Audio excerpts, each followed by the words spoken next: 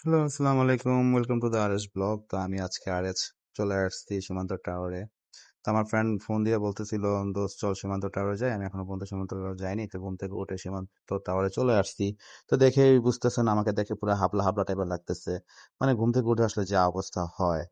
তো দেখেন কি হাঁটা আমার দিতেছি আর কি করতেছি। তো যাই হোক, এখন আমরা চলে যাবো সীমান্ত টাওয়ারের ভিতরে। এই হচ্ছে সীমান্ত টাওয়ারের ভিউ। আমি এখন বর্তমানে আছি ২ তলাতে। তো ২ তলাতেও মোটামুটি ভাবে সব দোকানগুলো ওপেনিং হয়েছে। তো এখানে ভালো, ভালো শপ আছে। তো আপনারা সেখানে ঘুরতে পারেন। আর সবথেকে বড় কথা কি জানেন? মানে কোন নতুন একটা শপিং মল তৈরি হলে ভাই এত মানুষ ছবি তুলতে আসে।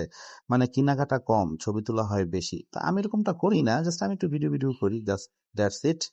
আর সবথেকে বড় কথা হচ্ছে এখানে দেখেন দোকানের ডেকোরেশন গুলো কত জোস না? আসলে অনেক জোস। নারায়ণগঞ্জের মধ্যে এরকম একটা শপিং মল মানে হওয়াটা মানে আমাদের কাছে একটা সারপ্রাইজ। আশা করি এরকম শপিং মল আরো হবে। তো এই দেখেন গ্রাউন্ড ফ্লোরটা কত সুন্দর, একটু বসুন্ধরা বসুন্ধরা ভাইব দিতেছে। তো ভাল লাগতেছে সব মিলে। আর এখানে দেখেন কত মানুষ আসতেছে, দেখতেছে, ঘুরতেছে, আবার কেউ মানে সিনেমা হলে সিনেমা দেখতে যেতেছে। আমি জানি এখানে অনেকে 2টা সিনেমা হল আছে। তো এখন আমি নেমে যাচ্ছি, কারণ আমি আর থাকবো না, কারণ ঘুম থেকে উঠে আসছি তো বেশি একটা ভাওসাও বুঝতেছি না। আমি মনে হয় গাড়িটা মনে হয় একটু বেশি নিচে নামায় ফেলছি, বুঝছস? আসলে অতটা নিচে নামানোটা ঠিক হয় নাই।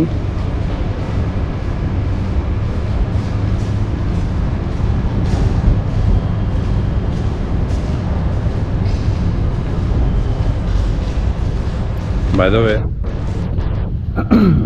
আমি পার্কিং লট যেতেছি। আমার ফ্রেন্ড, আমার এক প্রীতম এক ফ্রেন্ড, ও যেতেছে তো বাইক নিয়ে বেরোচ্ছে নারায়ণগঞ্জের সীমান্ত টাওয়ার বেলা কথা।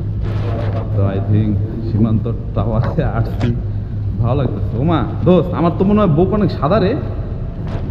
ও ও, বুক দেখলে তো মানুষ ক্রাশ খাইব।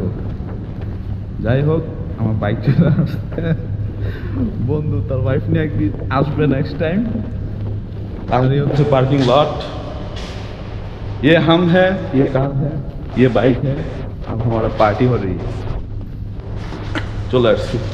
বাবা রে বাবা, পার্কিং লটের লাইটগুলো খুব সুন্দর। হ্যাঁ, দেখ, কারণ বাইক স্টার্ট দেবো, পরে নেক্সট টাইম আবার দেখা হবে।